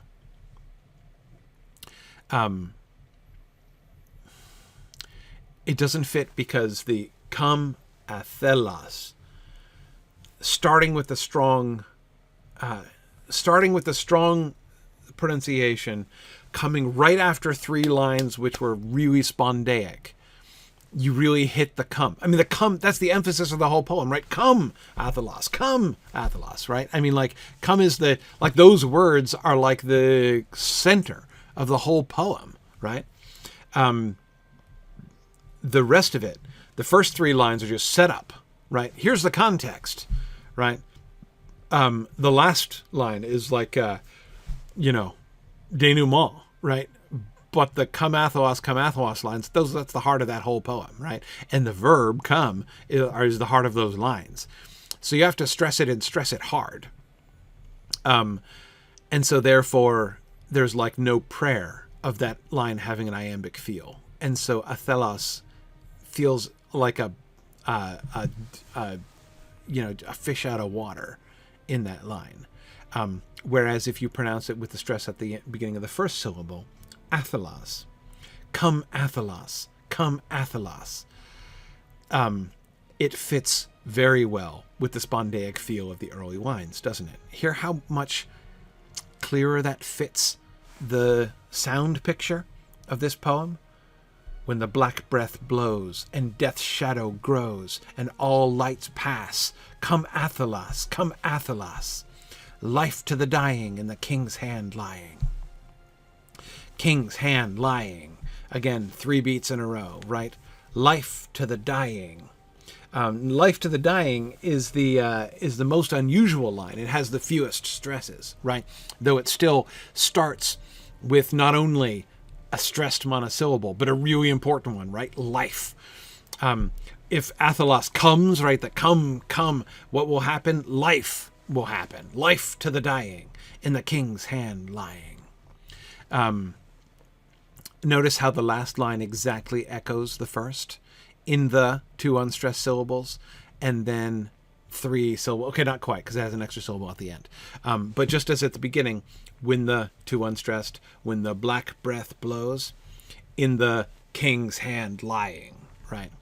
And you just kind of swallow that last syllable a little bit. Yeah, cool. Okay, anyway. So that poem is completely, Catriona, the reason why I pronounce Athelas with a stress on the first syllable, which is not intuitive. It's not intuitive. It would seem to be an exception to the general pronunciation rules, but there are many exceptions to general pronunciation rules. That's why when I'm trying to figure out how to pronounce a thing, always go to poetry first and pronunciation guidelines second, because there are exceptions there are many exceptions to pronunciation guidelines, but the poems won't lie to you. Okay. The Haradrim lies drowned near a pile of river stones as his brethren battle nearby. Hey, pile of river stones. Liking the look of this. Hey, lone lady! The waters of the Erui churn violently as the lone lady appears. Hey there.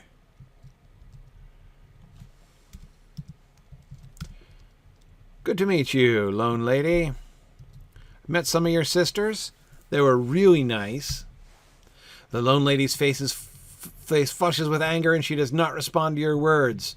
I understand that you're upset.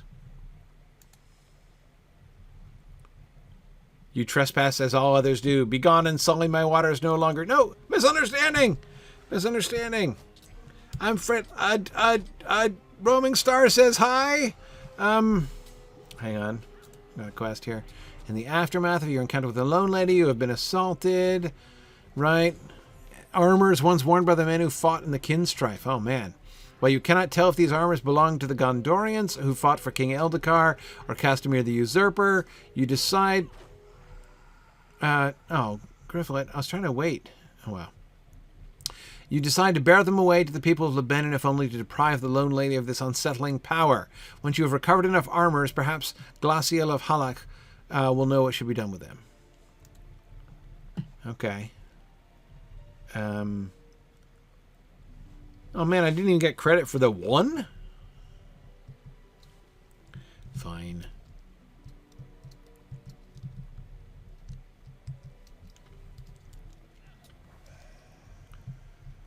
At least I don't have to loot their immaterial corpses. But they're fighting the Haradrim. Oh, you're just a Haradrim. Come over here and fight one of the armors with me. I can't be bothered with you. Okay, looking for the armors, Mr. Haradrim guy. Oh, there's one. Come over here.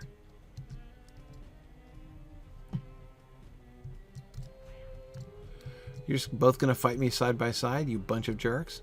I was kind of hoping we could get some, like, you know, three-way action going on here. No? Fine. Fine. We won't. Okay. All right. Let's re-sneak. We have armors up here? No, that's just a crow. Just a pack of crows. Oh, there, finally they regened a little bit there. Okay, so I have to admit that I can't fully understand why I get positional advantage against, like, solid water. Oh, wait, I have to rescue this armor from this Haradrim by killing him myself. Hey, thanks for... Sorry, didn't mean to, like, kill steal you there, Mr. Haradrim Marauder. I know, it was kind of rude, right? Next time I'll kill you first. Okay.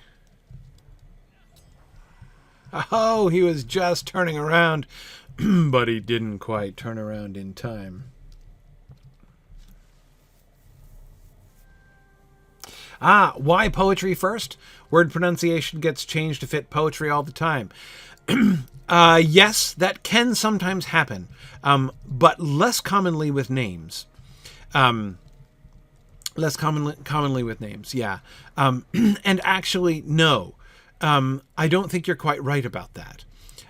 Word pronunciation does not get changed much in poetry. Word order gets changed in poetry. So, like, syntax gets changed for the sake of poetry. However, it's actually quite unusual for the pronunciation of an individual word to be altered. The pronunciation of the individual words is what poetry, that's the building blocks of poetry, right?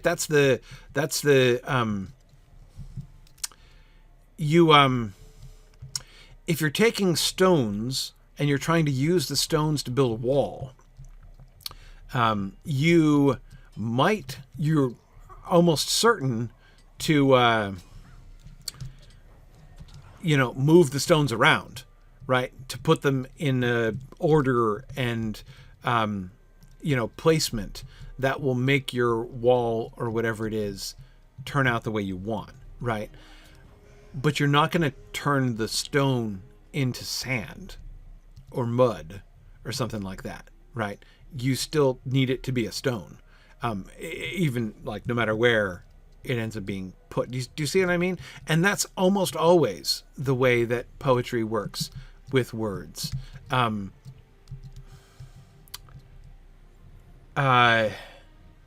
I'm trying to think of an example. I actually can't even think of an example of when the pronunciation, the individual word pronunciation is changed.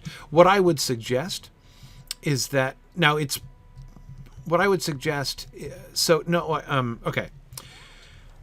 If it seems like a word pronunciation is changed, probably that means somebody is doing something wrong, right?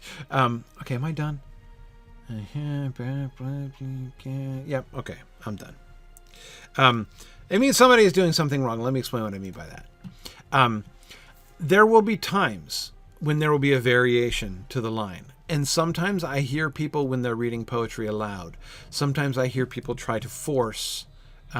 oops. I was trying to put my hat on, but that's okay. I'll just leave these guys behind because they're slow.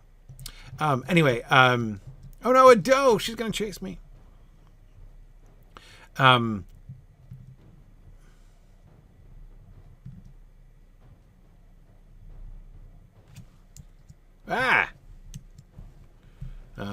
Should probably get back to that more or less soon. As poor Gryfflet is actually riding across the countryside. That was weird. Didn't expect that. Okay, well, after Gryfflet's hectic gallop across the countryside, chased by foes, I'm still being chased, apparently, somewhere. They haven't given up yet, which is impressive. Here we are. Okay, anyway, so, sorry. Sometimes I hear people when they read poetry, they do catch the rhythm in their head, and they want to keep it, right? So they tend to try to make every line perfectly regular.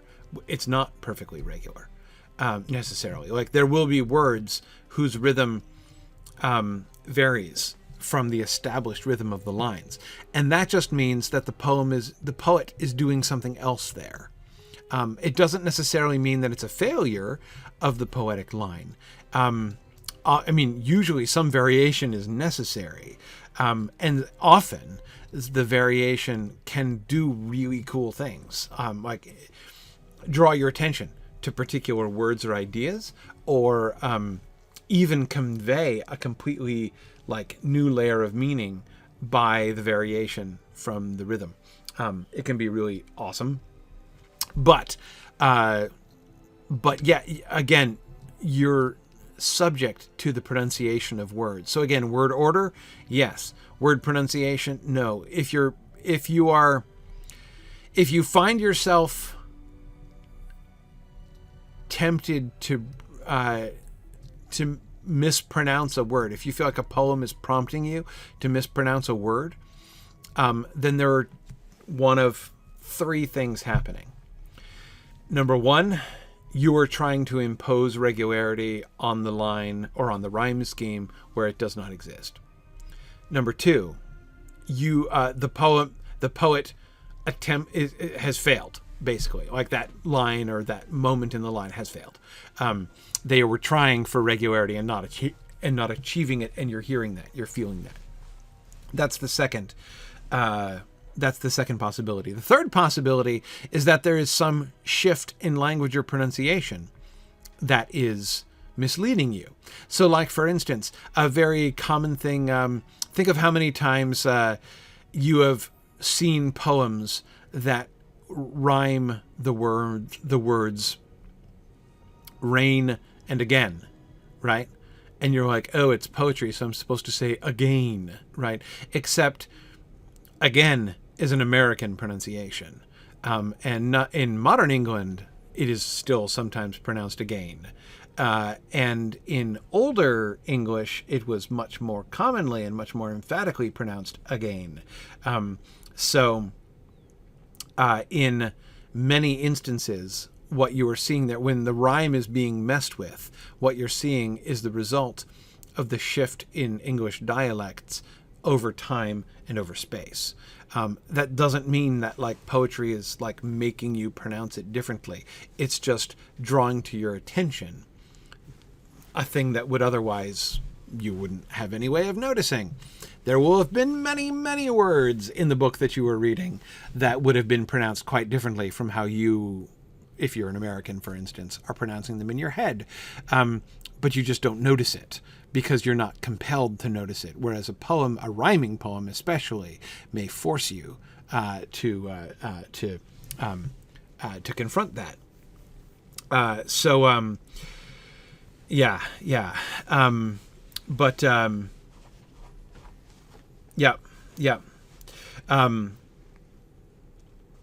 Oh yes, you're talking. So you're referring to when you in hymns and stuff when you skip a syllable in words in order to make it fit. Yeah. I don't know how to say this politely. That's bad poetry. Almost always. No, always. Always. Notice that gets signaled with apostrophes, right? But that is not a convention, except in as much as it is a thing that bad poets often do in order to, because they can't think of a better way to say the thing. It's a way of cheating. and you can tell it's cheating because they've had to insert an apostrophe into an English word where it does not exist. Many beautiful songs are based on not very good poems. That like where the lyrics themselves do not stand up well as independent poetry.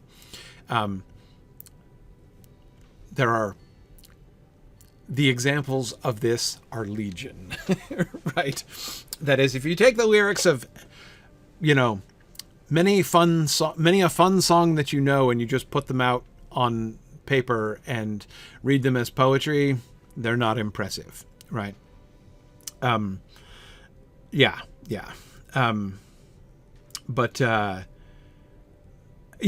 Kendall says it's like Cinderella's stepsisters cutting off parts of their feet to fit the glass slipper. A little bit less extreme than that, but there's a certain similarity there. Yeah. So yes, you're right that is a frequent convention, but it's not a poetic convention so much as it's a song convention. And again, it's derived from the fact that usually in those cases, the lyrics of the song are not the first concern, right? Were the first priority to make excellent poetry, they wouldn't do that.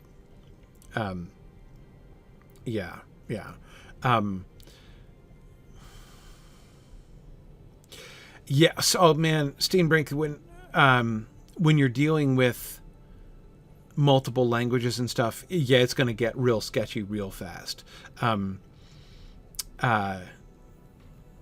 Doesn't Shakespeare do that a lot? Well, remember, Shakespeare is representing speech.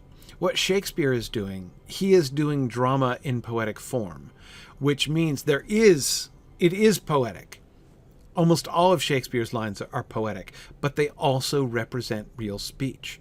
And so many of the places where he will use like tis and such like that is, I believe, because that's how people talked a lot, and he was representing that.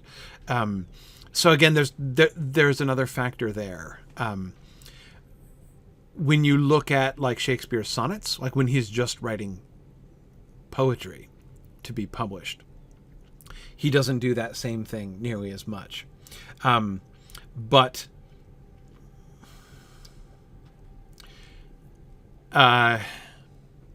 Shakespeare's a bad data point. There's almost never been anyone in any language. There have been few human beings in the last 600 years of the world who have been more interested in stretching the parameters of language, and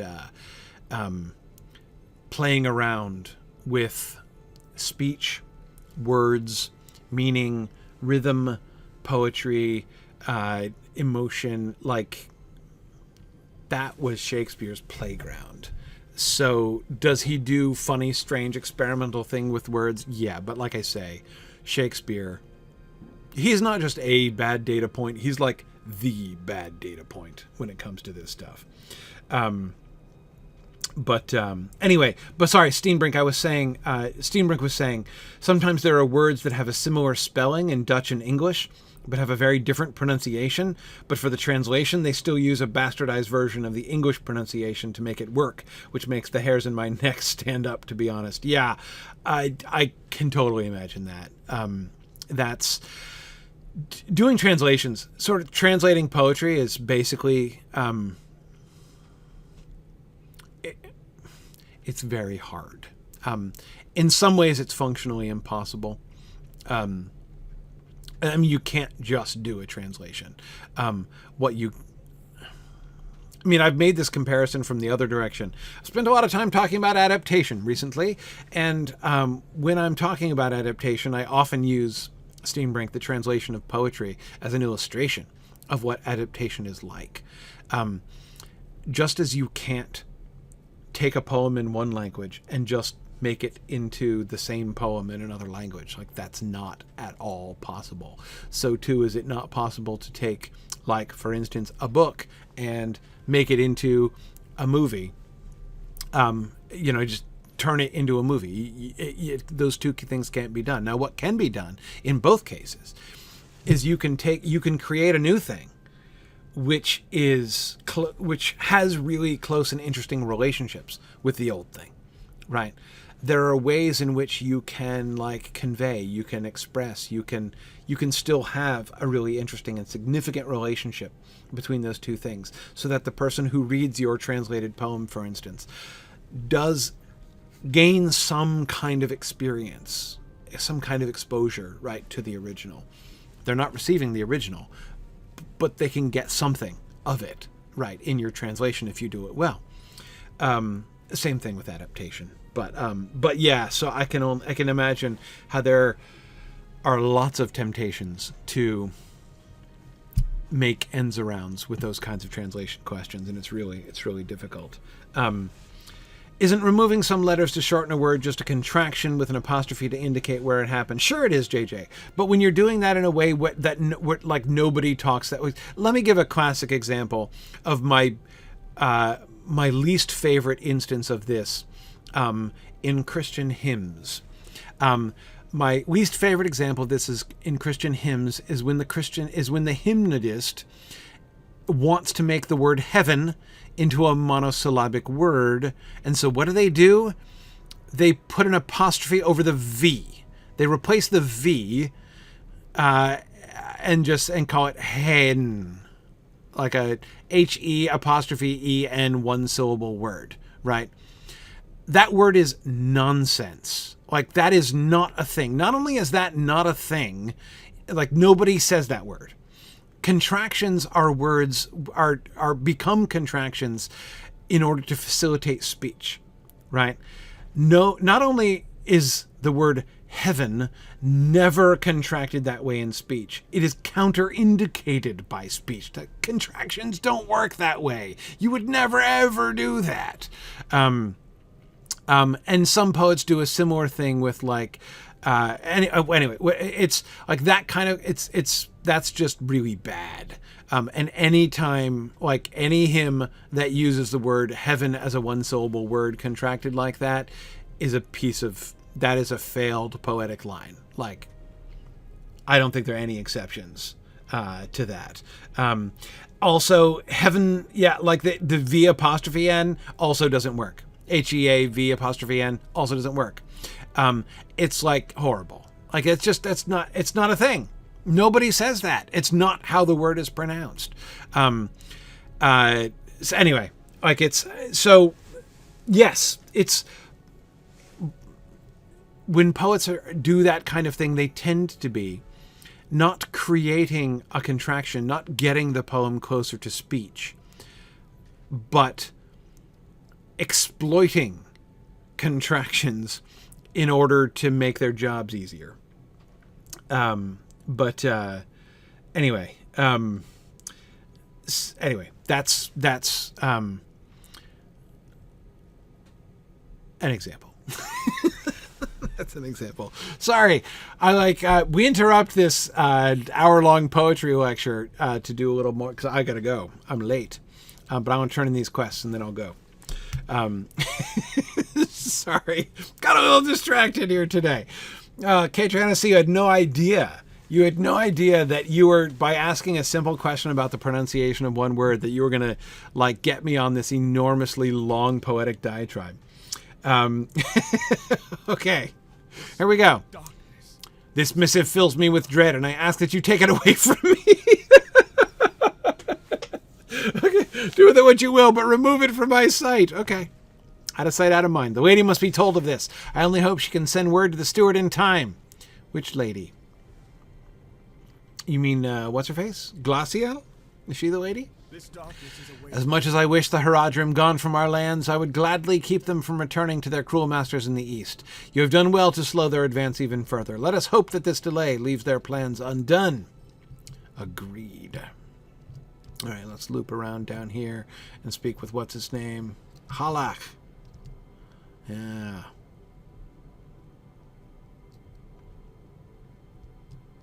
No, Halach is the town. What's the... Gorhir, that's the name. Yeah, Halach is the town. Gorhir is the dude. Here he is. Okay. There's naught but ill omens these I shall see these goods brought to the others at once. We shall hide them away in secret places the next time the Haradrim dare to attack Halach. For they cannot steal what they cannot find. Very cunning, dude. All right.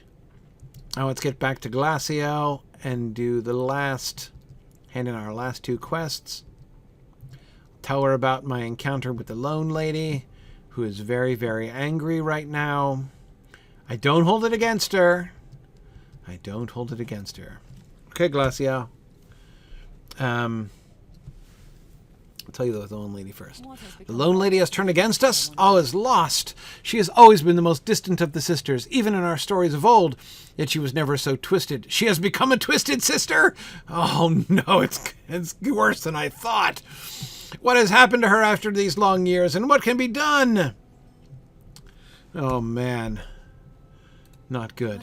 I am saddened to know that the Lone Lady has grown so cruel in her rage, but these armors are of great import to the history of our people. It is true that many of the usurper's followers were left to rot in the waters of Erui alongside their master, but I never expected to see their armor pulled from the riverbed after so many centuries. I shall see that these are given to Lord Sirgon of Pelargir when this conflict has ended. As ruler of the home of the ship kings, he may decide their final place of rest. Yeah, you're right. You know, JJ, if they had had that dialogue attached to a quest title, which was like, you know, the Lone Lady's not going to take it, that would have been epic. What has become of our lords in the east, I wonder? What can be done? Even if we succeed in pushing the enemy from Lebanon, the Lone Lady's fervor will deliver ruin unto our lands and waters for years untold. It is clear that our words no longer bear any importance to her. Her mind has been twisted by the return of great evils, and she will not rest until all have been punished for the deeds of the past. I fear that only her sisters might calm her now, but I have never looked upon them, and I know not where they might hide away in such dark times. Seek them at the rivers Sirith, Serni, Kelos, and Gilrine. Okay. I have to go get all the other sisters? It's time to rally the sisters! And then untwist the sister. Seek them at the rivers, right? Yep. I cannot promise you shall ever find them. Dude, I've already met half of them. But if you do, they must be told of the Lone Lady's madness. Even if you do not succeed, I shall know you did all you could for my people.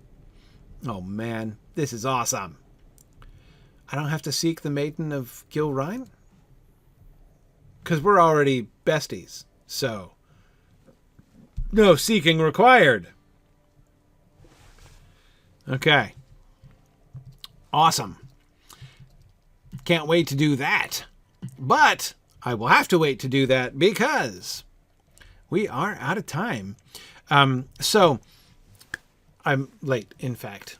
I am now rudely intruding upon Druid's Fire's time. Druid's Fire, I apologize. I blame Catriona. I did what I could, but she made me talk about poetry for like an hour, so it's not my fault. I'm just kidding. But anyhow, yeah. So sorry. Druid's Fire. Druid's Fire is next. Belatedly next. Gryfflet will be back next week. I'll be back next week, and then I'll be out for American Thanksgiving, and then I'll be back for like 4 weeks in a row or something crazy like that. So, Minas Tirith by Christmas. Next week, I think we're going to be done with Upper Lebanon, I bet. We're going to see if we can get into Lasarnach next week before Thanksgiving. That'll be awesome. Thanks, everybody. And I will see you guys next week. Oh, don't forget, marathon tomorrow, starting at 2 p.m. and going until like 2 a.m. or something. I'm going to do about a 12-hour stream is my plan. I'm going to be on the Signum University Twitch channel. This is twitch.tv/SignumU. And you can come and join me all day long for fun Lotro play. I'm going to be going through the end of not Mirkwood. I'm going through that too. I'm going through the end of Mordor and then up through the entire Northern Mirkwood story on my original alt, Gryfflet. Not Gryfflet. He's not my original. Gryfflet is going to take a rest, and Wigand, my guardian, my original guardian character, is going to be carrying on, following the epic quest line. And as always, when I'm doing Wigand is my he's the one out in front, right? I'm going to be experiencing. I know nothing about these. This is going to be my first time seeing the epic quest line of Northern Mirkwood, so I'm excited to push Wigand ahead through that, and. Anyway, so you can join me for that tomorrow. There's going to be giveaways all day long. I'm going to be giving away big, huge bundles of Lotro goodness. And of course, this marathon is done, as always, in celebration of the fall fundraising campaign of Signum University, as we, of course, will be encouraging you to help us to support the nonprofit tax-exempt university.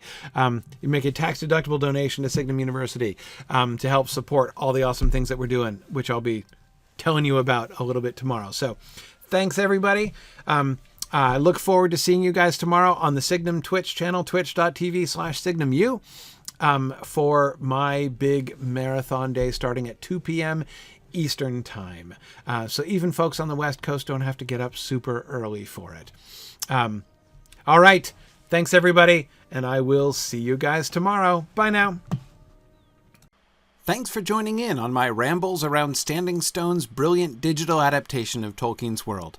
If you enjoy these adventures, please consider supporting this and other entertaining educational programming by donating at signumuniversity.org/fund.